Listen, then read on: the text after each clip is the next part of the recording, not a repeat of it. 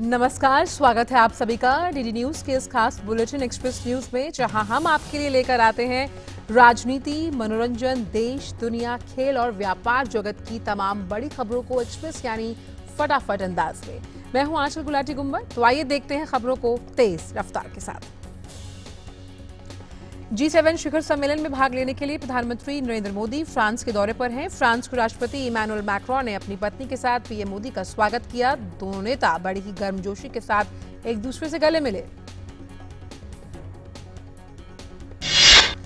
Biarritz में G7 शिखर सम्मेलन की औपचारिक शुरुआत हो गई। इस बार सम्मेलन की थीम है असमानता के खिलाफ लड़ाई। भारत G7 बैठक में इस बार विशेष आमंत्रित सदस्य है और इस बार सम्मेलन का विषय असमानता के खिलाफ लड़ाई है। प्रधानमंत्री इसके 2 सत्र को संबोधित करेंगे। प्रधानमंत्री नरेंद्र मोदी आज G7 सम्मेलन में जलवायु, बायोडायवर्सिटी, महासागरों के साथ साथ डिजिटल परिवर्तन पर आयोजित सत्र में अपने विचार रखेंगे। जलवायु परिवर्तन का मुद्दा इस वक्त पूरी दुनिया के लिए गंभीर मसला बना हुआ है। प्रधानमंत्री नरेंद्र मोदी आज अमेरिकी राष्ट्रपति डोनाल्ड ट्रंप से मुलाकात करेंगे। दोनों नेता द्विपक्षीय मुद्दों पर बात करेंगे। इसके अलावा वे जर्मनी की चांसलर एंगेला मर्केल से भी मुलाकात करेंगे। G7 शिखर सम्मेलन में शामिल होने आए सभी नेताओं ने कल सामूहिक रूप से फोटो खिंचवाया। G7 दुनिया की विकसित अर्थव्यवस्थाओं वाले देशों का समूह है। विश्व के शीर्ष नेता वैश्विक तापमान, जलवायु परिवर्तन, बायोडायवर्सिटी, कालाधन और डिजिटल बदलाव समेत विभिन्न मुद्दों पर विचार विमर्श करने के लिए फ्रांस के तटीय शहर में इकट्ठा हुए हैं। फ्रांस पहुंचने के बाद प्रधानमंत्री नरेंद्र मोदी ने ब्रिटेन के प्रधानमंत्री बोरिस जॉनसन के साथ द्विपक्षीय वार्ता की। इस दौरान दोनों नेताओं के बीच तमाम मुद्दों पर व्यापक बातचीत हुई। प्रधानमंत्री मोदी ने पीएम जॉनसन को एशेज श्रृंखला के तीसरे टेस्ट मैच में इंग्लैंड की शानदार जीत पर बधाई दी। इसके बाद पीएम मोदी ने संयुक्त राष्ट्र के महासचिव एंटोनियो गुतेरेस से भी मुलाकात की। दोनों नेताओं के बीच तमाम मुद्दों पर काफी सार्थक वार्ता हुई। इससे पहले रविवार को प्रधानमंत्री नरेंद्र मोदी ने बहरीन की राजधानी मनामा स्थित 200 साल पुराने भगवान श्रीनाथ जी के मंदिर की पुनर्निर्माण परियोजना का शुभारंभ किया। इस पर $42 लाख की लागत आएगी। बहरीन सरकार ने प्रधानमंत्री नरेंद्र मोदी की खाड़ी देश की पहली यात्रा के दौरान सद्भाव प्रदर्शित करते हुए 250 भारतीय कैदियों की सजा माफ कर दी। प्रधानमंत्री ने इस माफी के लिए बहरीन नेतृत्व का आभार व्यक्त किया। भारत और बहरीन सुरक्षा और आतंकवाद के खिलाफ संयुक्त संघर्ष में सहयोग बढ़ाने पर सहमत हो गए हैं और एक संयुक्त बयान में दोनों देशों ने अंतर्राष्ट्रीय समुदाय से एक दूसरे देशों के बीच आतंकवाद के इस्तेमाल को नकारने की अपील की। प्रधानमंत्री की बहरीन की 2 दिन की यात्रा के दौरान ये संयुक्त बयान जारी किया गया। भारतीय जनता पार्टी के वरिष्ठ नेताओं और पूर्व केंद्रीय मंत्री अरुण जेटली का कल दिल्ली के निगमबोध घाट पर पूरे राजकीय सम्मान के साथ अंतिम संस्कार कर दिया गया। अरुण जेटली के बेटे रोहन ने उन्हें मुखाग्नि दी। इस दौरान वहां उपराष्ट्रपति वेंकैया नायडू, गृह मंत्री अमित शाह, पार्टी के वरिष्ठ नेता लालकृष्ण आडवाणी, रक्षा मंत्री राजनाथ सिंह के अलावा कांग्रेस सहित अन्य दलों के नेता मौजूद थे। अरुण जेटली के पार्थिव शरीर को अंतिम संस्कार के लिए भाजपा मुख्यालय से निगमबोध घाट तक फूलों से सजी तोप गाड़ी में ले जाया गया। पूरा माहौल जेटली जी अमर रहे के नारों से गूंज रहा था। 66 वर्षीय जेटली का शनिवार को दिल्ली स्थित अखिल भारतीय आयुर्विज्ञान संस्थान में इलाज के दौरान निधन हो गया। उपराष्ट्रपति वेंकैया नायडू, रक्षा मंत्री राजनाथ सिंह, गृह मंत्री अमित शाह, सूचना एवं प्रसारण मंत्री प्रकाश जावड़ेकर, अल्पसंख्यक मंत्री मुख्तार अब्बास नकवी, केंद्रीय मंत्रियों, राज्य के मुख्यमंत्रियों और कई दलों के दिग्गज नेताओं और गणमान्य लोगों ने पूर्व वित्त मंत्री अरुण जेटली को अंतिम विदाई दी। प्रधानमंत्री नरेंद्र मोदी ने कल देशवासियों के साथ मन की बात की। इस लोकप्रिय रेडियो कार्यक्रम में पीएम ने 2 मोहन का जिक्र करते हुए सेवा भाव और अहिंसा पर विशेष बल दिया। उन्होंने कहा कि हमें देश और समाज के लिए कुछ न कुछ करना चाहिए और यही बापू के लिए सच्ची प्रामाणिक श्रद्धांजलि होगी। प्रधानमंत्री ने सिंगल यूज यानी दोबारा इस्तेमाल न होने वाले प्लास्टिक से मुक्ति पाने के लिए लोगों से मिलकर काम करने का आह्वान किया। उन्होंने सभी नगरपालिकाओं, जिला प्रशासनों, ग्राम पंचायतों और सभी संबंधित लोगों से प्लास्टिक कचरे के संग्रह और भंडारण का प्रबंध सुनिश्चित करने का आग्रह किया। प्रधानमंत्री नरेंद्र मोदी ने रेडियो कार्यक्रम मन की बात के जरिए लोगों से केवल एक बार इस्तेमाल होने वाले प्लास्टिक का प्रयोग बंद करने का आह्वान किया। प्रधानमंत्री ने कहा कि सितंबर का महीना देश भर में पोषण अभियान के रूप में समर्पित है। पीएम मोदी ने महिलाओं और नवजात शिशुओं सहित सभी लोगों के लिए संतुलित और पोषक आहार पर जोर दिया। प्रधानमंत्री ने देशवासियों से अपने जीवन में कम से कम एक बार प्राकृतिक सौंदर्य से भरपूर पूर्वोत्तर की यात्रा करने की अपील की। प्रधानमंत्री ने लोगों से अगले 3 साल में देश में 15 स्थानों पर जाने के लिए कहा। उपराष्ट्रपति एम वेंकैया नायडू आज आंध्र प्रदेश के औद्योगिक पार्क में एल्यूमिनियम मिश्र धातु विकास और विनिर्माण सुविधा के शिलान्यास समारोह में मुख्य अतिथि होंगे, जो नाल्को और मिधनी का एक संयुक्त उद्यम है। केंद्रीय गृह मंत्री अमित शाह आज नई दिल्ली के विज्ञान भवन में 10 नक्सलवाद प्रभावित राज्यों के मुख्यमंत्रियों के साथ बैठक करेंगे और वहां की सुरक्षा और विकास से संबंधित मुद्दों की समीक्षा करेंगे। जम्मू कश्मीर में सरकार जल्द ही राज्य भर के 316 ब्लॉक डेवलपमेंट काउंसिल के लिए चुनाव कराएगी। कश्मीर में बीडीसी की चुनाव की तैयारी पूरी कर ली गई है, जबकि जम्मू में तैयारी अंतिम चरण में है। जम्मू कश्मीर से अध्यादेश 370 के कुछ प्रावधानों को हटाए जाने के बाद श्रीनगर के सिविल सचिवालय भवन से राज्य का झंडा हटा दिया गया और इसकी जगह राष्ट्रीय ध्वज तिरंगा लगा दिया गया है। अल्पसंख्यक मामलों के मंत्रालय की एक टीम मंगलवार से जम्मू कश्मीर का दौरा करेगी। यात्रा के दौरान ये टीम केंद्र सरकार की विकास परियोजनाओं के क्रियान्वयन के लिहाज से क्षेत्रों की पहचान करेगी। अल्पसंख्यक कार्य मंत्री मुख्तार अब्बास नकवी ने बताया कि अनुच्छेद 370 और अन्य कारणों से बहुत सारी विकास परियोजनाएं जम्मू कश्मीर के लोगों तक नहीं पहुंच पाई। लिहाजा ये दल जम्मू कश्मीर और लद्दाख में विद्यालय, महाविद्यालय, कौशल विकास केंद्र, अस्पताल और अन्य सुविधा केंद्र खोलने की आवश्यकताओं का आकलन करेगा।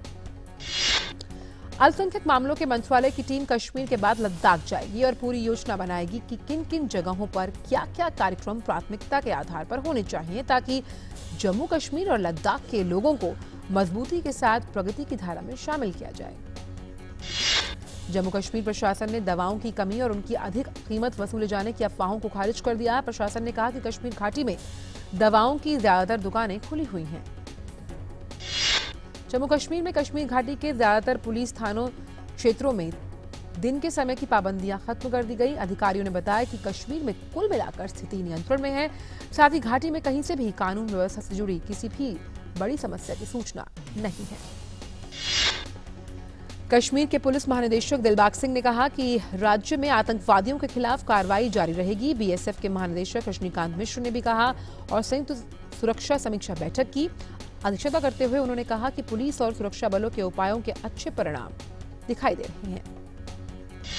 चुनाव आयोग ने 4 राज्यों की 4 विधानसभा सीटों पर होने वाले उपचुनाव की तारीखों का ऐलान कर दिया। चुनाव आयोग ने कहा छत्तीसगढ़, केरल, त्रिपुरा और उत्तर प्रदेश की एक विधानसभा सीट पर 23 सितंबर को मतदान होगा। आईएनएक्स मीडिया भ्रष्टाचार मामले में पूर्व केंद्रीय मंत्री पी चिदम्बरम की सीबीआई हिरासत आज खत्म हो जाएगी। घोटालों से जुड़े सीबीआई और ईडी मामलों की सुनवाई आज सुप्रीम कोर्ट में होगी। तमिलनाडु के कोयम्बटूर में एनआईए का विशेष जांच दल 2 संदिग्धों से पूछताछ कर रहा है। हाल ही में 6 आतंकियों के श्रीलंका से तमिलनाडु में प्रवेश करने का संदेह व्यक्त किया गया। केंद्रीय कानून मंत्री रविशंकर प्रसाद सी.डॉट के 36वें स्थापना दिवस के मौके पर आज टेलीकॉम तकनीकी विषय पर एक व्याख्यान देंगे। केंद्रीय पेट्रोलियम और प्राकृतिक गैस मंत्री धर्मेंद्र प्रधान सीजीडी के नीलामी के 10वें दौर की शुरुआती कार्यक्रम की विज्ञान भवन में अध्यक्षता करेंगे। केंद्रीय कृषि मंत्री नरेंद्र सिंह तोमर नई दिल्ली में मध्य प्रदेश और छत्तीसगढ़ में किसानों की समृद्धि के लिए तकनीकी नवाचार और रणनीति पर आधारित एक सत्र का उद्घाटन करेंगे। पाकिस्तान द्वारा पानी छोड़े जाने के बाद सतलुज नदी के तट पर एक बड़ा हिस्सा बह जाने से पंजाब के फिरोजपुर जिले में कई गांवों में बाढ़ का खतरा साफ नजर आ रहा है। फिरोजपुर जिला प्रशासन हाई अलर्ट पर है। साथ ही एहतियात के तौर पर एनडीआरएफ और सेना की टीम तैनात कर दी गई है। कैफे कॉफी डे यानी सीसीडी के संस्थापक वीजी सिद्धार्थ की मौत के 1 महीने के अंदर उनके पिता का भी निधन हो गया। वे काफी वक्त से बीमार चल रहे थे। बिहार के बाहुबली विधायक अनंत सिंह को 6 दिनों की न्यायिक हिरासत में पटना के बेउर जेल भेज दिया गया। अनंत सिंह के आवास से AK-47 राइफल और हैंड ग्रेनेड बरामद होने के बाद वो फरार हो गया। पुलिस ने उनके खिलाफ मामला दर्ज किया है। आईआईटी दिल्ली के 2 छात्रों ने केले के फाइबर से सैनिटरी पैड बनाने की तकनीक तैयार की है। खास बात यह है कि 122 बार धोकर 2 साल तक इसे प्रयोग किया जा सकता है। ये पैड पर्यावरण को भी नुकसान नहीं पहुंचाएगा। साथ ही इसे बार बार इस्तेमाल करने के बाद भी इससे किसी भी तरह का इन्फेक्शन का खतरा नहीं है। देश के प्रमुख रेलवे स्टेशन, बस डिपो, हवाई अड्डों और मॉल्स में लोगों को जल्द ही कुल्हड़ वाली चाय पीने को मिल सकती है। केंद्रीय सड़क परिवहन मंत्री नितिन गडकरी ने रेल मंत्री पीयूष गोयल को इस संबंध में लेटर लिखा। अभी वाराणसी और रायबरेली स्टेशनों पर ही पक्की मिट्टी से बने कुल्हड़ में चाय दी जाती है। जम्मू कश्मीर के राजौरी जिले की इरम शमीम ने अखिल भारतीय आयुर्विज्ञान संस्थान की प्रवेश परीक्षा में कामयाबी हासिल की। इरम की सफलता से स्थानीय लोगों में बेहद खुशी का माहौल है। सर्वोच्च न्यायालय में राम जन्मभूमि मामले में आज सुनवाई जारी रहेगी। बॉम्बे उच्च न्यायालय केरल के मार्क्सवादी कम्युनिस्ट पार्टी के राज्य सचिव कोडियरी बालकृष्णन के बेटे बिनॉय कोडियारी के खिलाफ एक मामले में सुनवाई करेगा। बिनॉय पर एक 33 वर्षीय महिला ने शादी का वादा कर और उसके साथ यौन शोषण करने का आरोप लगाया है। दिल्ली उच्च न्यायालय में शिक्षकों की भर्ती घोटाले में 10 साल की जेल की सजा काट रहे इनेलो प्रमुख ओपी चौटाला की पैरोल बढ़ाने की याचिका पर आज सुनवाई है। चौटाला इस समय अपनी पत्नी के निधन के बाद 2 हफ्ते की पैरोल पर हैं, जिसे 4 हफ्ते और बढ़ाने के लिए दिल्ली हाईकोर्ट में अर्जी दाखिल की गई है। बॉम्बे हाईकोर्ट द्वारा बीएमसी के लिए इंटीरियर डिजाइनर निशा जामवाल और अधिवक्ता आभा सिंह द्वारा व्यावसायिक भवनों में विभिन्न विकलांग व्यक्तियों के लिए व्हीलचेयर के उपयोग और अन्य सुविधाओं की कमी के बारे में दायर याचिका पर अपनी रिपोर्ट दर्ज करने की निर्धारित तिथि आज है। सीवीसी ने बैंक घोटालों की जांच के लिए सलाहकार बोर्ड का गठन किया। पूर्व सीवीसी आयुक्त टीएम भसीन को इस बोर्ड का प्रमुख बनाया गया। ये advisory board for banking fraud 50 crore से अधिक के बैंकिंग घोटालों की जांच करेगा और दोषियों के खिलाफ कार्रवाई की सिफारिश। नेशनल कंपनी लॉ ट्राइब्यूनल यानी कि एनसीएलटी ने एनसीआर की real estate company Today Homes Noida Limited के खिलाफ दिवालियापन की कार्रवाई शुरू कर दी। मकान खरीदने वालों के एक समूह की ओर से दायर याचिका के आधार पर एनसीएलटी ने कार्रवाई शुरू की है। बैंक ऑफ महाराष्ट्र ने कहा कि वह खुदरा ऋण की रेपो रेट के साथ उसे जोड़ेगा, जिससे वजह से ऋण सस्ती दरों पर उपलब्ध होगा। बैंक ऑफ महाराष्ट्र ने यह भी कहा कि ऋण की नई दरें 1 सितंबर 2019 से लागू होंगी। शुरू में ये दर सिर्फ नए ग्राहकों के लिए होगी, लेकिन बाद में मौजूदा ग्राहक भी इसमें शामिल कर लिए जाएंगे। क्रेडिट कार्ड जारी करने के मामले में अग्रणी एचडीएफसी बैंक का मानना है कि क्रेडिट कार्ड समेत असुरक्षित श्रेणी के ऋण का कारोबार आने वाले समय में बढ़ता रहेगा। बैंक ने कहा कि उसकी संकटग्रस्त संपत्तियों का औसत उद्योग जगत के औसत की तुलना के करीब आधा है। टोयोटा मोटर की देश में डीजल गाड़ियों की बिक्री जारी रखने की योजना है। हालांकि अगले 1 अप्रैल से भारत स्टेज 6 उत्सर्जन मानक लागू हो जाने के बाद ऐसे वाहनों की कीमतों में बढ़ोतरी आना लगभग निश्चित है। मौजूदा वित्त वर्ष 2019-20 के पहले 4 महीनों में गोल्ड एक्सचेंज ट्रेडेड फंड्स के तहत संपत्ति बढ़कर 5,000 करोड़ रुपए से ज्यादा हो गई। इस दौरान निवेशकों के सोने में निवेश के प्रति रुझान के फलस्वरूप स्टॉक बाजार में 3% की गिरावट दर्ज की गई। देश में लैंडलाइन दूरसंचार उपभोक्ताओं की संख्या जून में मई की तुलना में 0.56% की कमी के साथ 2,11,7 रह गई है। भारतीय दूरसंचार नियामक प्राधिकरण ट्राई की ओर से हाल ही में जो रिपोर्ट जारी की गई, उसके मुताबिक जून 2019 के आखिर में शहरी और ग्रामीण उपभोक्ताओं का अनुपात 86% था। बिजली उपकरण विनिर्माता CG power and industrial solutions limited के शेयरधारक और ऋणदाता कंपनी के चेयरमैन गौतम थापर को पद से हटाना चाहते हैं। एक जांच में कंपनी में करोड़ों रुपए की कथित वित्तीय घोटाला का सामना करने के बाद ये स्थिति उभर कर सामने आई। और फिलहाल एक्सप्रेस न्यूज में वक्त एक छोटी सी ब्रेक का।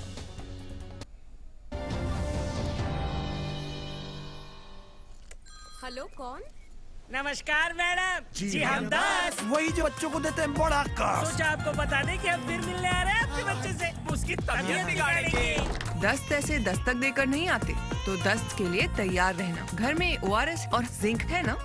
दस्त की इलाज में देरी हुई तो शरीर में पानी और पोषण की कमी जानलेवा हो सकती है। इसलिए दस्त शुरू होते ही ORS और जिंक शुरू करें। दस्त के लिए तैयार रहना। घर में ORS और जिंक है ना?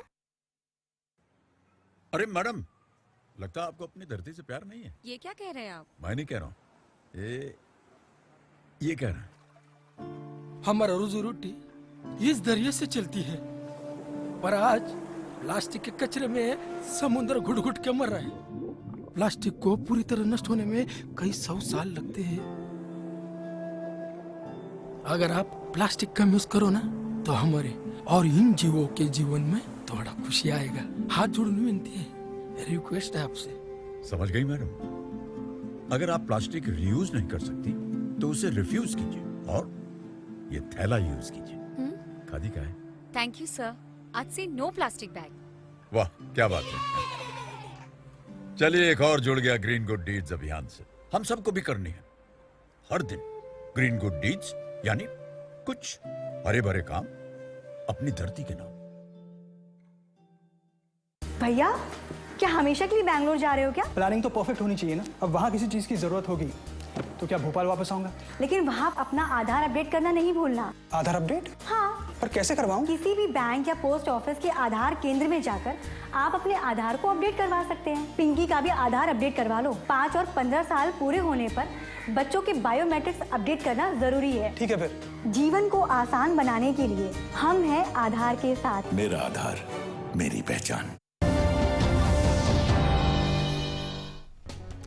ब्रेक के बाद आप सभी का स्वागत है एक्सप्रेस न्यूज में। दवा बनाने वाली कंपनी ग्लेनमार्क ने दाद, खाज, खुजली आदि के इलाज में इस्तेमाल होने वाली क्रीम की 31,000 से अधिक ट्यूब अमेरिकी बाजार से वापस मंगाने की घोषणा की है। चीन और अमेरिका के बीते व्यापार को लेकर बढ़ते तनाव के बीच चीन की करेंसी युआन की कीमत 11 सालों में सबसे निचले स्तर पर आ गई। $1 के मुकाबले युआन की कीमत गिरकर 7.1487 हो गई, जो कि 2008 के बाद सबसे निचला स्तर है। अमेज़न में जो आग लगी हुई है, अमेज़न के जंगल में जो आग लगी है उसके प्रभावित देशों को मदद पहुंचाने की बात पर G7 समिट में सहमति बन गई। फ्रांस के राष्ट्रपति इमैनुअल मैक्रोन ने कहा कि आग से प्रभावित देशों की जितनी जल्द हो सके मदद की जाएगी। फ्रांस के राष्ट्रपति ने कहा कि जलवायु और बायोडायवर्सिटी G7 का दिल है। अमेज़न में चलाए जा रहे जंगल और समुद्र हमें पुकार रहे हैं। हमें उन्हें ठोस जवाब देना होगा। इन विषयों पर खाली बातचीत का वक्त नहीं, बल्कि कुछ ठोस काम करना होगा। ईरान के विदेश मंत्री जवाद जरीफ ने फ्रांस के राष्ट्रपति इमैनुअल मैक्रोन से बातचीत की। ईरान के परमाणु कार्यक्रम के बारे में चर्चा करने के लिए वे G7 शिखर सम्मेलन के दौरान ब्यार्तिज पहुंचे हैं। वार्ता के बाद जरीफ ने कहा कि आगे का रास्ता बेहद कठिन है। जरीफ ने ट्वीट किया और कहा कि फ्रांस के विदेश मंत्री जीन यवेस ले ड्रेन के साथ बातचीत के बाद राष्ट्रपति मैक्रोन से मुलाकात की और ब्रिटेन और जर्मन अधिकारियों से भी वो मिले। पेरिस में लोगों ने नाजी नेता एडोल्फ हिटलर पर जीत की 75वीं वर्षगांठ मनाई। इस अवसर पर बड़ी संख्या में जुटे लोग 1940 की पोशाकों में नजर आए। आम लोगों के लिए museum of liberation of Paris को भी खोल दिया गया। हांगकांग में 3 महीनों से जारी लोकतंत्र के समर्थन में रैलियों के दौरान हिंसा को काबू में करने के लिए पुलिस ने पहली बार वाटर कैनन का इस्तेमाल किया। प्रदर्शनकारियों को तितर-बितर करने के लिए पुलिस ने आंसू गैस के गोले भी दागे। उत्तर कोरिया ने अपने समुद्र के पूर्वी तट से कम दूरी के 2 युद्धक प्रक्षेपु छोड़े हैं। दक्षिण कोरिया की सेना ने ये जानकारी दी। दक्षिण कोरिया के संयुक्त सेना प्रमुख के अनुसार ये प्रक्षेपु कल दक्षिण हेमिंग्यो प्रांत से छोड़े गए थे।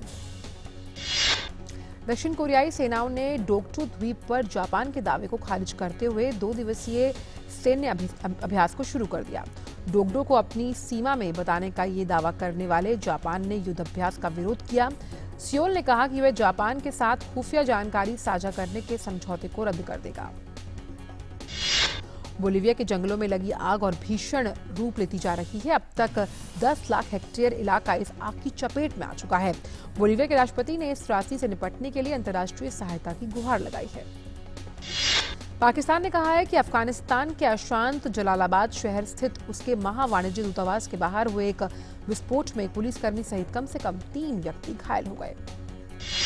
पाकिस्तान के उच्चतम न्यायालय ने कहा कि पूर्व प्रधानमंत्री नवाज शरीफ को चुनाव लड़ते समय संपत्ति घोषित नहीं करने और गलत हलफनामा देने के लिए अयोग्य ठहराया गया है, जो गंभीर मुद्दे हैं। ये जानकारी रविवार को मीडिया की खबरों में दी गई है। स्पेन के मेलोर्का द्वीप पर एक हेलीकॉप्टर और एक छोटे विमान की टक्कर में 7 लोगों की मौत हो गई। मरने वालों में हेलीकॉप्टर में सवार 5 और विमान में सवार स्पेन के 2 नागरिकों की मौत हो गई। स्विट्जरलैंड के आल्प्स पहाड़ी इलाके में एक छोटे विमान के दुर्घटनाग्रस्त होने की वजह से 3 लोगों की मौत हो गई। पुलिस की ओर से जारी बयान के मुताबिक आपातकालीन सेवाएं तुरंत घटनास्थल पर पहुंची, लेकिन तब तक पायलट और अन्य 2 यात्रियों की मौत हो चुकी थी। अर्जेंटीना के राष्ट्रपति मॉरिशियो मैक्री ने राजधानी ब्यूनोस एयर्स के में जुटे हजारों समर्थकों का कासा रोसादा की बालकनी से अभिवादन किया। इस अवसर पर उनकी पत्नी जुलियाना अवादा भी मौजूद थी। इराक के किरकुक प्रांत में इस्लामिक स्टेट के आतंकवादियों ने फुटबॉल मैदान पर आम लोगों को निशाना बनाकर हमला किया, जिसमें 6 लोगों की मौत हो गई और 9 अन्य घायल हो गए। पूर्वी सूडान के पोर्ट सुडान शहर में 2 कबीलियाई गुटों की झड़पों में कम से कम 17 लोगों की मौत हो गई। पुलिस के मुताबिक घटना में 17 लोग घायल भी हो गए। स्पेन के बार्सिलोना स्थित सेंट सेबेस्टिया बीच पर पानी के अंदर विस्फोटक बरामद किया गया। घटना के मद्देनजर पुलिस ने बीच पर से लोगों को हटा दिया है। इजराइल की सेना ने कहा कि गाजा के उग्रवादियों ने गाजा सीमा पट्टी से दक्षिण इजराइल की ओर 3 मिसाइल दागी, जिनमें से एक इजराइल की सीमा में जा गिरी। बांग्लादेश में डेंगू का कहर थमने का नाम नहीं ले रहा। रविवार को जारी आंकड़ों के मुताबिक डेंगू के 63,514 मामले दर्ज किए जा चुके हैं, जिनमें से 169 मरीजों की मौत हो गई। रविवार को 24 घंटों के दौरान 1,299 नए मामले सामने आए। फिलीपींस के मैंगडियानो प्रांत के 2 नौकाओं की टक्कर में 4 लोगों की मौत हो गई और 1 लापता है। पुलिस ने मारे गए सभी 4 लोगों के शव बरामद कर लिए। संयुक्त राष्ट्र शरणार्थी उच्चायोग ने 2019 में 1,350 शरणार्थियों को लीबिया से बचाया गया है। इन लोगों में से 31 शरणार्थी अपनी नई जिंदगी की शुरुआत कर चुके हैं। ओलंपिक रजत पदक विजेता पीवी सिंधु ने BWF बैडमिंटन विश्व चैंपियनशिप के फाइनल में जापान की नोजोमी ओकुहारा को हराकर चैंपियनशिप में पहली बार स्वर्ण पदक जीत लिया है। राष्ट्रपति रामनाथ कोविंद ने बैडमिंटन विश्व चैंपियनशिप जीतने के लिए पीवी सिंधु को बधाई दी। उन्होंने अपने ट्वीट संदेश में लिखा कि ये पूरे देश के लिए गौरव का क्षण है। प्रधानमंत्री नरेंद्र मोदी ने भी पीवी सिंधु को बधाई दी। पीएम मोदी ने कहा कि सिंधु की ये सफलता आने वाली पीढ़ियों को प्रेरणा देगी। भारत ने एंटीगुआ टेस्ट में वेस्टइंडीज को 100 रन पर आउट कर 318 रनों से उसे हरा दिया। विदेशी धरती पर भारत की ये सबसे बड़ी जीत है। वेस्टइंडीज को हराकर विराट कोहली की कप्तानी में भारतीय टीम ने विदेशी धरती पर 12वीं टेस्ट जीत हासिल की। इसके साथ ही कोहली ने पूर्व कप्तान सौरव गांगुली को पीछे छोड़ दिया। कोहली ने टेस्ट क्रिकेट में महेंद्र सिंह धोनी के सबसे सफल भारतीय कप्तान होने के रिकॉर्ड को भी बराबरी पर कर दिया है। धोनी ने 60 टेस्ट मैचों में 27 जीत हासिल की थी। इंग्लैंड ने हेडिंग्ले मैदान पर खेले गए एशेज सीरीज के तीसरे टेस्ट मैच के चौथे दिन ऑस्ट्रेलिया को रोमांचक अंदाज में 1 विकेट से हरा दिया। न्यूजीलैंड और श्रीलंका के बीच जारी दूसरे टेस्ट मैच में टॉम लाथम की 154 रनों की पारी के बदौलत न्यूजीलैंड ने चौथे दिन पहली पारी के आधार पर 138 रनों की बढ़त बना ली। वेस्टइंडीज के शीर्ष बल्लेबाजों के प्रदर्शन से निराश कप्तान जेसन होल्डर ने नाराजगी व्यक्त करते हुए कहा कि चुनौतियों के सामने नहीं टिक पाना अब एक आम चीज हो गई है। महान बल्लेबाज सचिन तेंदुलकर ने कहा कि अगर टेस्ट क्रिकेट अच्छी पिचों पर खेला जाए तो वो काफी रोमांचक हो सकता है। खेल मंत्री Kiren Rijiju fit India movement के लोगों को जारी करेंगे। इस मौके पर खेल मंत्री दिल्ली के जवाहरलाल नेहरू स्टेडियम में मीडिया को संबोधित भी करेंगे। टाटा तीरंदाजी अकादमी की कोमलिका बारी ने स्पेन की राजधानी मैड्रिड में हुई विश्व युवा तीरंदाजी चैंपियनशिप के फाइनल में स्वर्णिम निशाना साधकर इतिहास रच दिया। गत चैंपियन नोवाक जोकोविच, राफेल नडाल और रॉजर फेडरर आज से फ्लशिंग मेडोज हाई कोर्ट में शुरू होने वाली अमेरिकी ओपन के पुरुष वर्ग में प्रबल दावेदार होंगे और महिला वर्ग में सेरेना विलियम्स इतिहास रचने की कोशिश करेंगी। पोलैंड के हुबर्ट हुकार्स ने विस्टन सलेम एटीपी टूर्नामेंट के फाइनल में शीर्ष पर ये बेनो पेरे को 3 सेट में हराकर उलटफेर किया और करियर का पहला खिताब अपने नाम कर लिया। भारतीय गोल्फर अनिब्रान लाहड़ी एल्बर्टसन्स बोइसी ओपन के तीसरे दौर में 2 अंडर 69 का कार्ड खेलकर संयुक्त रूप से 12वें स्थान पर चल रहे हैं। एशियन गेम्स के रजत पदकधारी फवाद मिर्जा ने कहा कि अगर तैयारी ठीक से हुई तो भारत घुड़सवारी में भी ओलंपिक क्वालिफिकेशन हासिल कर सकता है। पीवी सिंधु को कई बॉलीवुड सेलेब्स ने भी बधाई दी, जिसमें शाहरुख खान ने पीवी सिंधु को बधाई देते हुए ट्विटर पर लिखा, BWF वर्ल्ड चैंपियनशिप में गोल्ड जीतने के लिए पीवी सिंधु को बधाई। आपने अपनी प्रतिभा से देश का नाम ऊंचा कर हमें गौरवान्वित किया है। ऐसे में इतिहास बनाते रहिए। इतिहास रचने पर आमिर खान ने पीवी सिंधु को बधाई देते हुए ट्विटर पर लिखा, बधाई हो पीवी सिंधु, आपने हमें गौरव का क्षण दिया। करण जौहर ने पीवी सिंधु को बधाई देते हुए लिखा कि पहली भारतीय बनने की इस अद्भुत उपलब्धि पर सिंधु को बधाई। अनुपम खेर ने सिंधु की जीत पर कहा कि हमें जश्न मनाने का बहाना देने के लिए शुक्रिया, आपकी यात्रा प्रेरणादायक है। अनुष्का शर्मा ने लिखा कि गोल्ड जीतने वाली पहली भारतीय सिंधु ने जबरदस्त प्रदर्शन किया, बधाई। कॉमेडियन कपिल शर्मा ने सिंधु को बधाई देते हुए लिखा, पीवी सिंधु आपको ढेर सारी बधाई, आपने टैलेंट और हार्ड वर्क से हमें प्राउड फील कराया, आप एक सितारे की तरह चमकती रहें।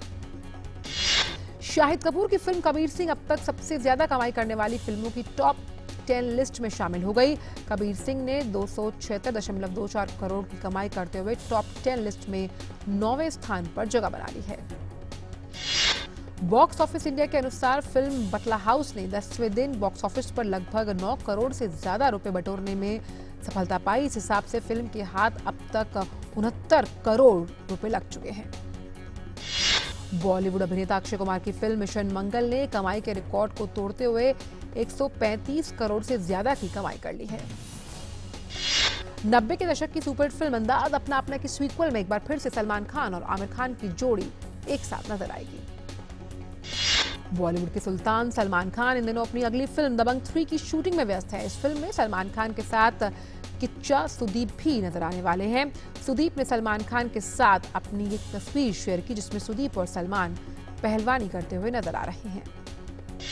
14वां चीन फिल्म महोत्सव का उद्घाटन थाईलैंड के बैंकॉक में स्थित चीनी सांस्कृतिक केंद्र में किया गया। इस चीन और थाईलैंड की उत्कृष्ट फिल्में और टीवी सीरियल्स भी प्रदर्शित किए जाएंगे। और एक्सप्रेस न्यूज में फिलहाल इतना ही। मुझे दीजिए इजाजत, नमस्कार।